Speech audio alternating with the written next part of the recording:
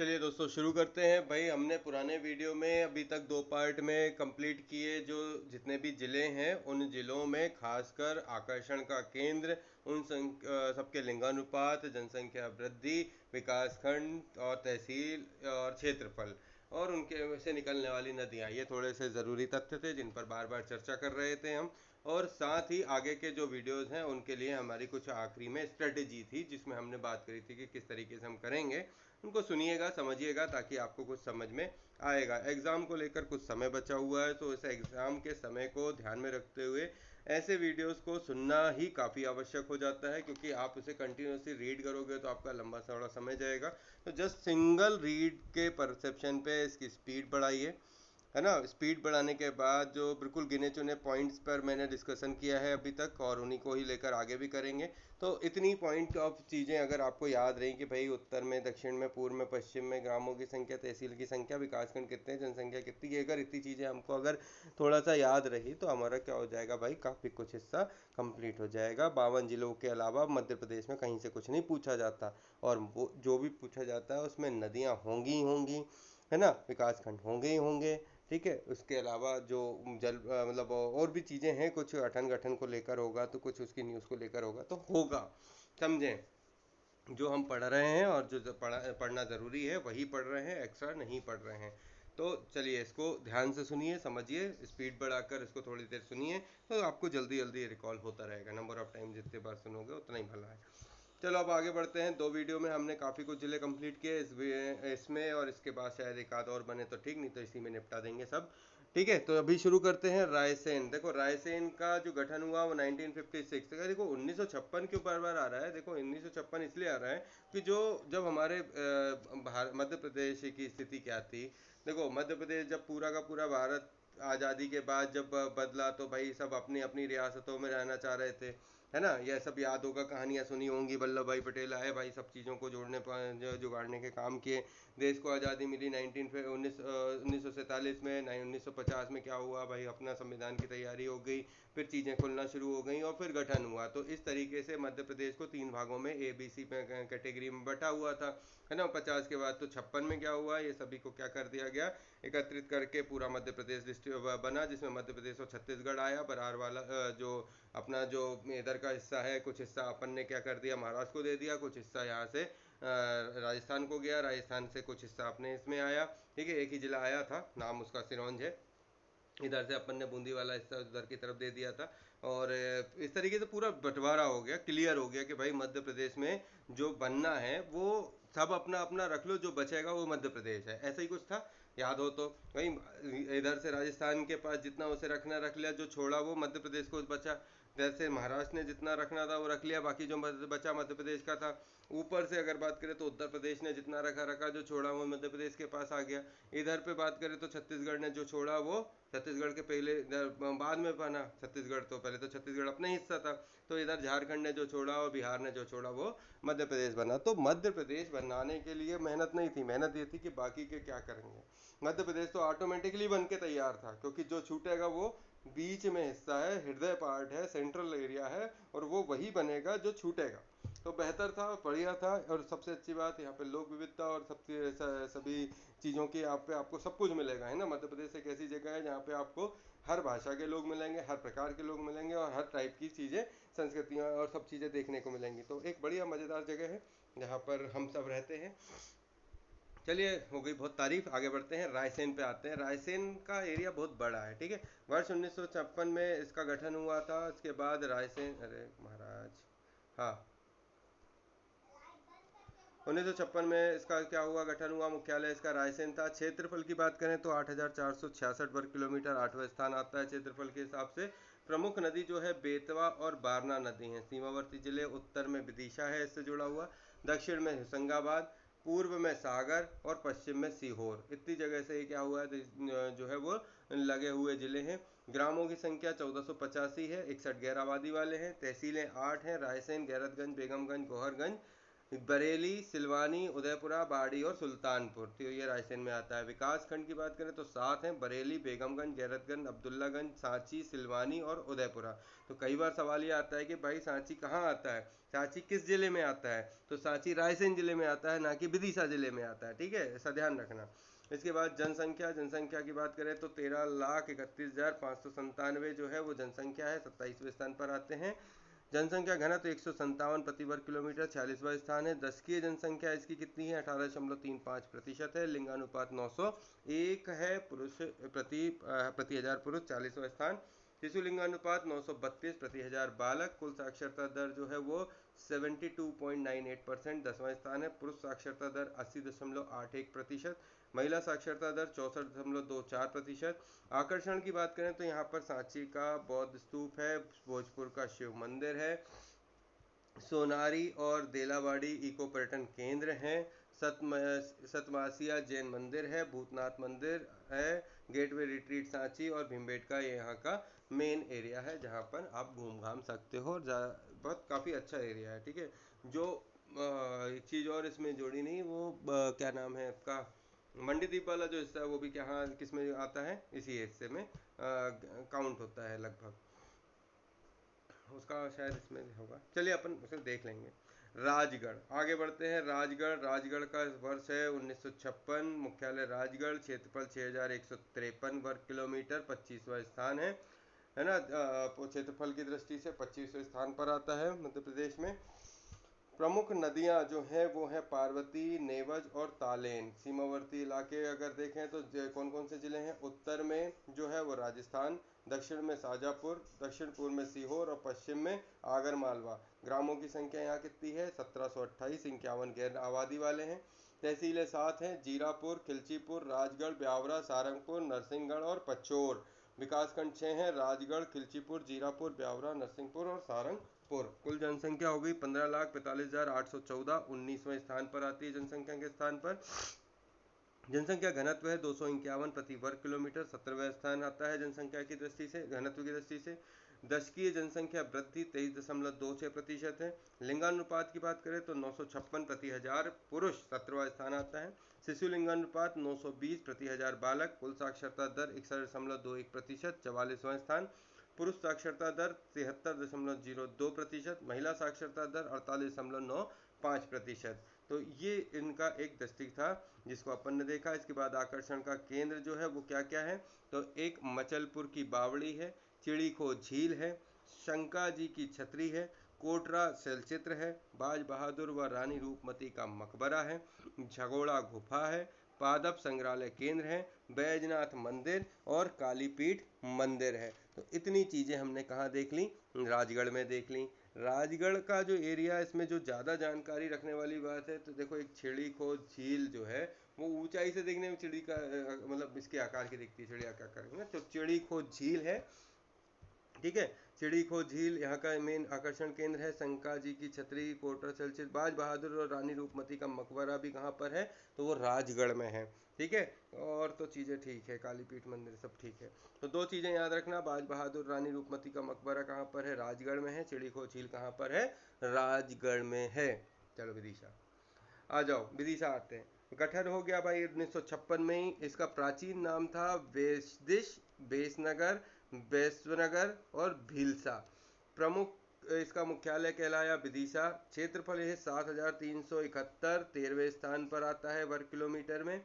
प्रमुख नदियां यहाँ की हैं बेतवा और हलाली, ठीक है। कौन सी नदियां हैं, बेतवा और हलाली, ठीक है। अब हलाली की कहानी सुनाएंगे तो टाइम लग जाएगा। हुआ क्या था कि जो यहाँ पे भोपाल के जो नवाब थे, है ना, उनके दोस्त मोहम्मद खान, उनका जो रानी रूपमती की, सॉरी कमलापति के जो उनके बेटे थे, उनका और इनका कुछ लाल घाटी के युद्ध हुआ था। उस युद्ध के बाद कुछ लोग थे, मतलब जो उनकी सेना थी, उन सेना को मार मार के हलाली में बहा दिया था, ऐसा कुछ करके है।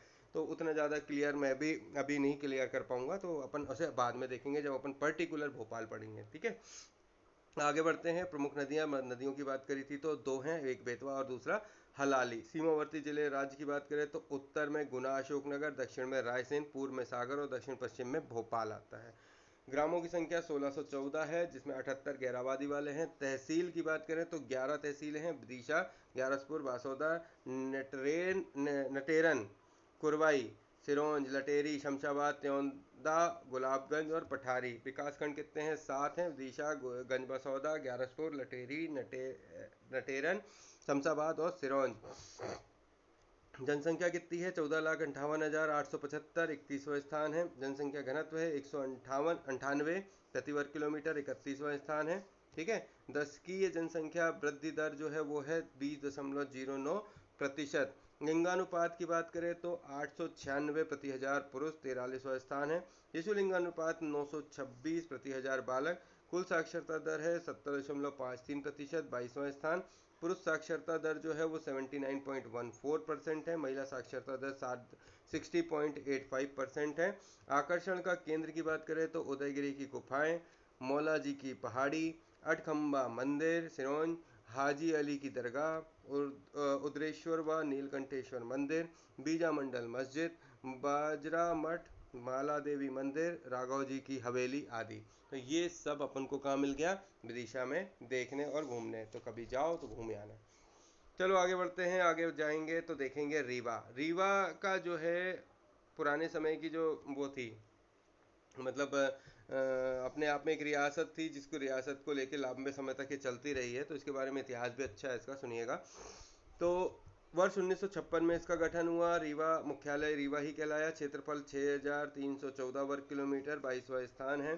प्रमुख नदियां हैं बीहर और बिछिया। कौन कौन सी हैं? तो एक बीहर और दूसरी बिछिया नदी जो है वो रीवा में से रीवा में कौन कौन सी नदी बहती है? तो रीवा में बिहार और बिछिया नदी है। इसके बाद सीमावर्ती राज्य जिले, उत्तर पूर्व में उत्तर प्रदेश, दक्षिण में सीधी, पश्चिम में सतना। आ गया। और ग्रामों की संख्या है 2,719 यानी 2,719 यानी 2,719, 311 गैराबादी वाले हैं। तहसील हैं 11, हुजूर, गुड़, रायपुर, करचुलियान, सिरमौर, मऊगंज, हनुमना, त्योथर, मनगवाना, सेमरिया, जवा और नईगढ़ी। इसके बाद विकासखंड की बात करें तो यहाँ पे 9 है। त्योथर, सिरमौर, रीवा, रायपुर, करचिलियान, नईगढ़ी, मऊगंज, जवा, हनुमना और गुड़। इसके बाद आते हैं जनसंख्या। जनसंख्या है 23,65,106, 5वां स्थान आता है। जनसंख्या घनत्व 375 प्रति वर्ग किलोमीटर, 7वां स्थान आता है। दशकीय जनसंख्या वृद्धि दर 19.86% है। लिंगानुपात है 931 प्रति हजार पुरुष, 27वां स्थान आता है। शिशु लिंगानुपात 885 प्रति हजार बालक।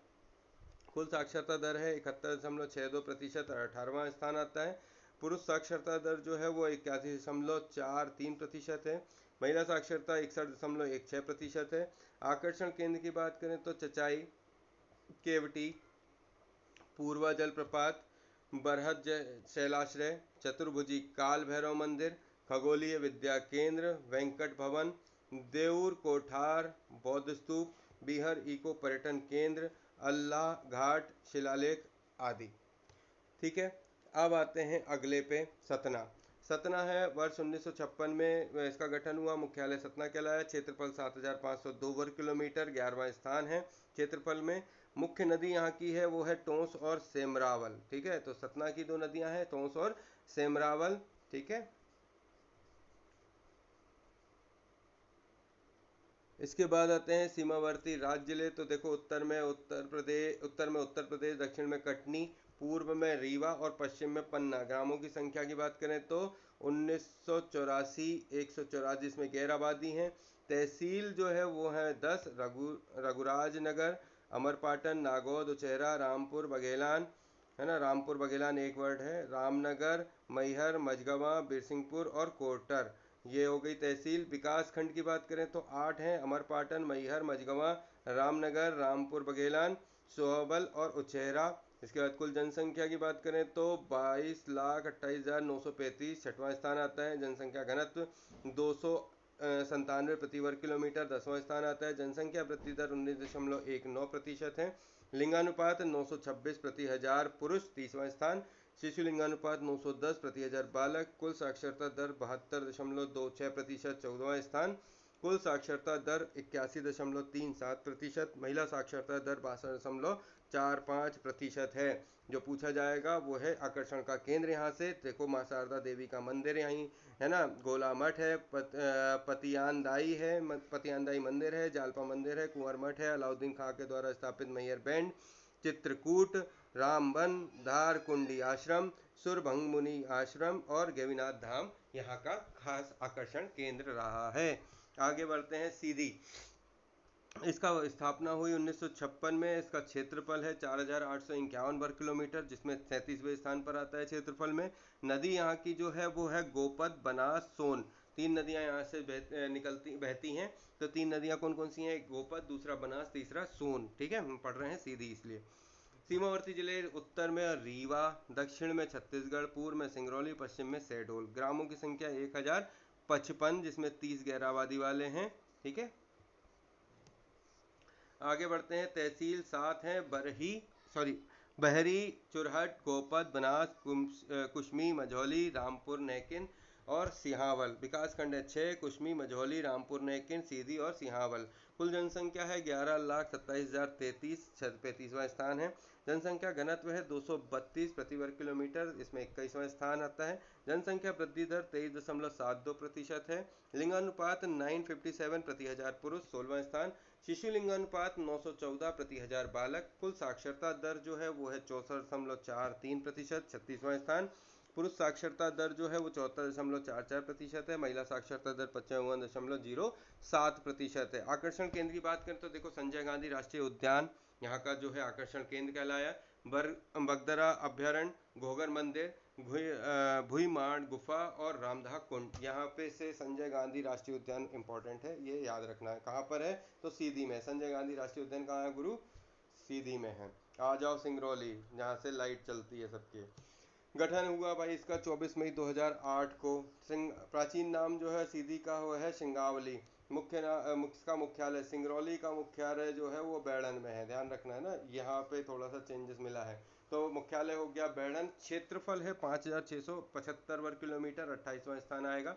नदी जो है इधर बहती है, तो इधर से जो नदी है, इधर की जो नदी है वो है रिहन नदी और गोपद और बनास। तो रिहन नदी, गोपद और बनास सिंगरौली से गुजरती हैं। सीमावर्ती राज्य की बात करें तो उत्तर में उत्तर प्रदेश, दक्षिण में छत्तीसगढ़, पूर्व में उत्तर प्रदेश और पश्चिम में सीधी।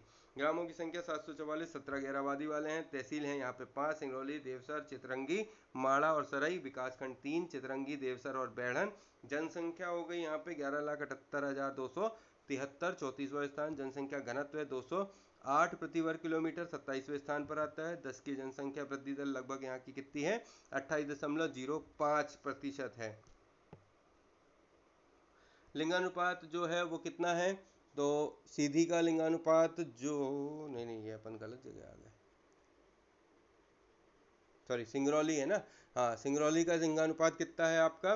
920। शिशु लिंगानुपात 923। कुल साक्षरता जो है दर है 60।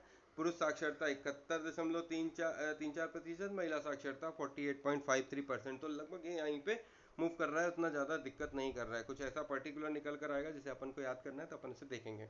आकर्षण का केंद्र है माड़ा की गुफाएं, रानी माच की गुफाएं, धौलागिरी शैलाश्रय, दोहराज खुर्द की प्राचीन मंदिरों का समूह, रसगंडा जलप्रपात,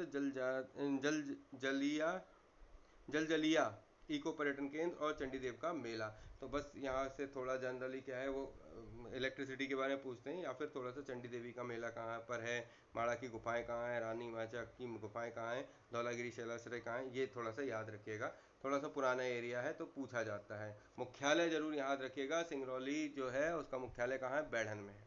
ठीक है, प्राचीन नाम सिंगरौली का श्रृंगावली था। ठीक है, इसकी नदियाँ यहाँ से जो गुजरती हैं देखो, तो रिहन नदी के किनारे भी रिहन सुपर थर्मल पावर प्लांट बना हुआ है। गोपद और बनास यहाँ पे नदियाँ हैं, तो काफ़ी कुछ यहाँ पर है। ग्वालियर चलते हैं। ग्वालियर का जो इतिहास है वो बहुत ही पुराना है और काफ़ी बेहतरीन है। ग्वालियर जिसका नाम था, प्राचीन नाम गोपांचल, इसका गठन हुआ 1956 में। मुख्यालय ग्वालियर है। क्षेत्रफल है 4,560 वर्ग किलोमीटर, 39वां स्थान आता है क्षेत्रफल की दृष्टि से। मुख्य नदियां यहाँ की हैं स्वर्णरेखा, मुरार और सांक नदी। कौन कौन सी हैं? स्वर्णरेखा, मुरार व सांक नदी। स्वर्णरेखा, मुरार और सांक नदी। अब यह सीमावर्ती राज्य जिले कौन कौन से हैं? तो उत्तर में मुरैना, दक्षिण में दतिया, पूर्व में भिंड और पश्चिम में शिवपुरी। ग्राम कितने हैं यहाँ पे? तो 655 है, 37 गैर आबादी वाले हैं। तहसील 5 हैं, ग्वालियर, डबरा, भीतरवार, चिनोर और छाती गांव। विकास खंड यहाँ पे 4 हैं, घाटी गांव, बर्रई, मुरार, डबरा और भीतरवार। जनसंख्या है 20,32,036, 9वां स्थान आता है। जनसंख्या घनत्व है 446 प्रति वर्ग किलोमीटर, चौथा स्थान आता है। 10 की जनसंख्या वृद्धि दर 24.50% है। लिंगानुपात 864 प्रति हजार पुरुष, 48वां स्थान। शिशु लिंगानुपात 840 प्रति हजार बालक। कुल साक्षरता दर 76.65, 5वां स्थान आएगा। पुरुष साक्षरता दर जो है वो 84.70% है। महिला साक्षरता दर 67.38% है। आकर्षण का केंद्र जो है ग्वालियर का किला, उरवाही गेट, गुजरी महल, मोरार सूर्य मंदिर, रासलीला घर बर्रई, मोहम्मद गौस व तानसेन का मकबरा, चतुर्भुज विष्णु मंदिर, सूरज कुंड, मान मंदिर, चांदी की ट्रेन, है ना, मान मंदिर, चांदी की ट्रेन, ये सब यहाँ का क्या है, पुराना जो है डिटेल है, जो कि अपन को याद रखना है, जिसमें खास कर रखना है ग्वालियर का किला तो सब जानते ही हैं, गुजरी महल यहीं है, मोरार सूर्य मंदिर यहीं है, रासलीला घर बरई जो है यहीं है, मोहम्मद गौस तानसेन का मकबरा यहीं है, विष्णु चतुर्भुज मंदिर यहीं है, ठीक है, मान मंदिर यहीं है। तो थोड़ा सा ये याद रखने लायक जगह है। तो आगे बढ़ते हैं, अब आते हैं शिवपुरी। ठीक है, शिवपुरी से अब हम अगले वीडियो में लेंगे, क्योंकि हमारे पास पार्ट अगला पढ़ाना ज़रूरी है, समय के साथ और चीज़ों के साथ हम पार्ट वाइज चल रहे हैं। मुद्दा ये नहीं है कि हम एक बार में सब याद कर लें, मुद्दा ये है कि इसको ज़रूर एक बार ज़रूर सुन के कंप्लीट करें। ठीक है, तो मिलते हैं अगले वीडियो में।